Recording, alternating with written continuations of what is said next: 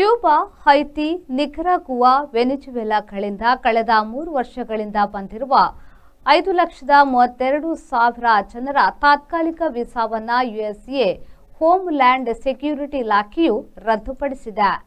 ಈ 4 ದೇಶಗಳವರಿಗೆ ಯುಎಸ್ಎಯಲ್ಲಿ ಇನ್ನು ಜಾಗ ಕೊಡುವುದು ಅಪಾಯಕಾರಿ ಎಂದು ಟ್ರಂಪ್ ಸರ್ಕಾರವು ಹೇಳಿದೆ.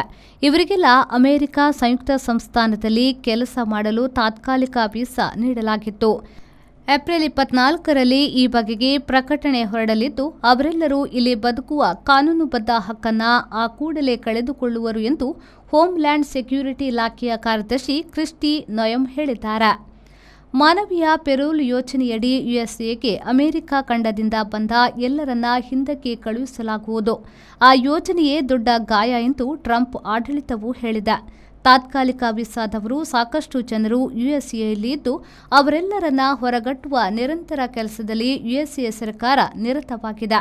ಮುಂದಿನ ವಾರ ಭಾರತದ 200ರಷ್ಟು ಮಂದಿಯನ್ನ ಹಿಂದಕ್ಕೆ ಕಳುಹಿಸುವ ಪ್ರಕ್ರಿಯೆ ಕೂಡ ಆರಂಭವಾಗಿದೆ.